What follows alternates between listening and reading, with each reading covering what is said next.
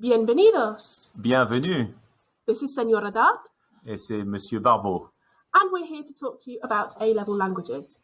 So we've been telling you throughout all of your time at TCS that learning a language gives you more advantages and it's great for your future.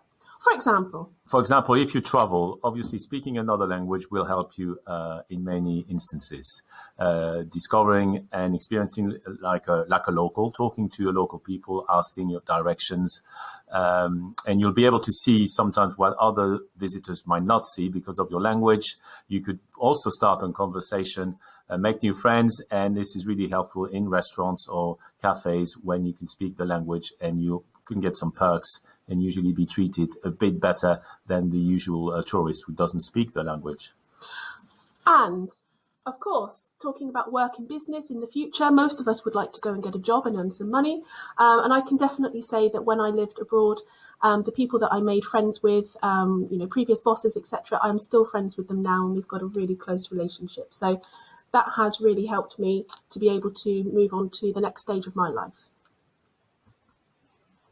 So as we've just said, learning a language gives you lots of different advantages, least of all because you normally earn a little bit extra, don't you, Monsieur Barbeau? Yes, when you have a qualification in another language or speak another language, it gives you a lot of advantages. I was lucky enough to live in a few other countries, foreign countries, in Mexico where I learned Spanish, but obviously as a French person could speak French, and lived also in America where I got a few little jobs, but managed to use my Spanish, which is very popular there, and my French.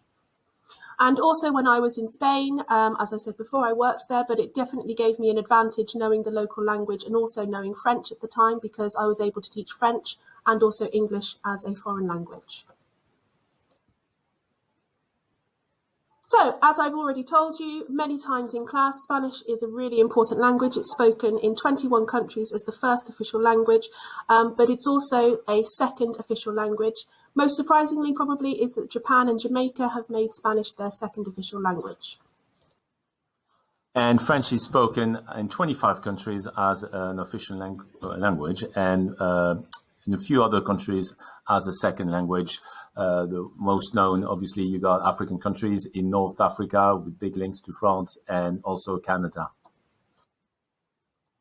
So learning a language at A-level is not about saying when you play football or how often you go to the cinema. We're actually talking about more broad and in-depth topics than we ever have before. So theme 1, for example, is about the changing Spanish society, talking about family structure, the world of work and tourism. Theme 2, we talk about music, the media, traditions and festivals. Theme 3, we talk about immigration and the impact of immigration on Spanish society. And theme 4, we talk about the Spanish dictatorship of Franco and the transition to democracy. And it's the same in French. It's a lot of it is based on culture and French culture. So, for example, theme 1 is about the changes to the French society in the past 50 years. Theme 2 is about political and cultural and artistic aspects of French-speaking countries. Theme 3 focuses on the immigration and the multicultural society in France. And the last theme 4, is about the Second World War. It's about the French occupation and the French resistance. So another really exciting aspect of learning a language at A-level is that it's not just about talking about topics either. We do cinema and also literature. So for Spanish, the film that we study is Volver, which means to go back or to return. It's a comedy drama revolving around an eccentric family of women, and Penelope Cruz plays a working-class mother who is forced to go to great lengths to protect her 14-year-old daughter, which you might be able to see in the photographs there. And for literature, we study Como Agua para Chocolate, which is set in Mexico with the backdrop of the Mexican Revolution. And the novel follows the story of a young girl called Tita, who longs for her love, but cannot be with him due to a family tradition. But through cooking, Tita can finally express her true feelings. The French film we study is called La Haine. which means hate. It is a 1995 black and white film. It tells the story of three young friends of different origins who and their struggle to survive and live in the Paris suburbs. It also deals with police brutality and racism. The book we study is called Un sac de billes, which means a bag of marbles, and it is an autobiographical novel which tells the story of two brothers who escape from Nazi-occupied France near Paris and make their way south for their freedom. At A-level, as you can assume with all of these different topics that we cover, there are lots of resources available.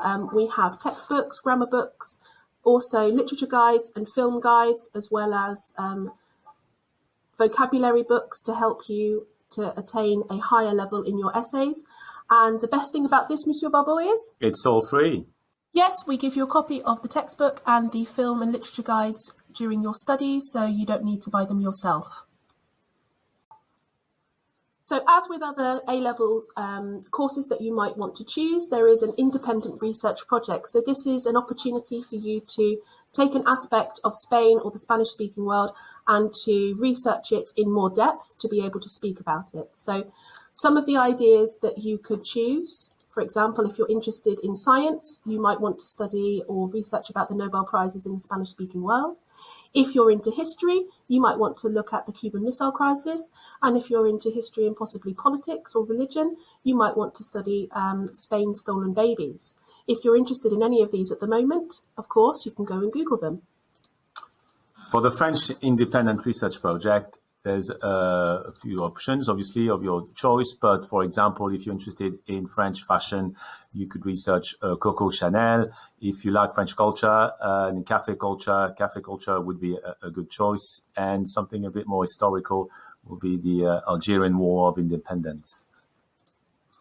So, obviously, with any course, we've got lots of trips, but for languages, we have quite a wide range, I would say, Monsieur Barbeau. Yes, we attend a translation festival in conjunction with Exeter University, where students can attend talks, workshops, and also talk to industry experts.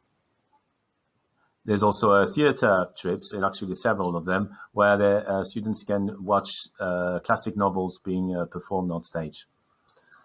There's also some conferences that we can go to in London. So we take the day up there and we learn about the novels and the films that we're studying and also some other aspects of the course. And it's also an opportunity to go into the centre of London. Yeah, j'adore le shopping.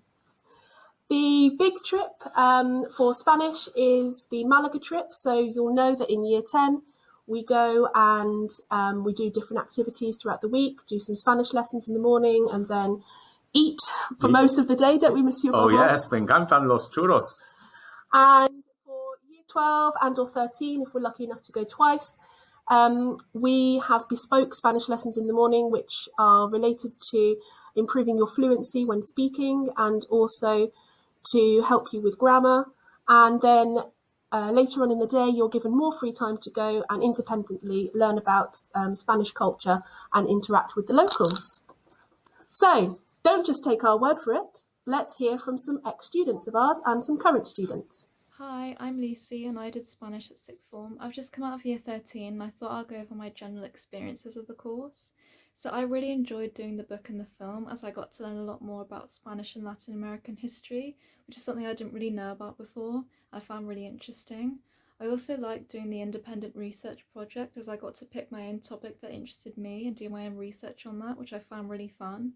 And I think if you enjoy doing English literature and history at GCSE, then you'll probably really enjoy Spanish as it kind of combines those two things, which is something that I really liked.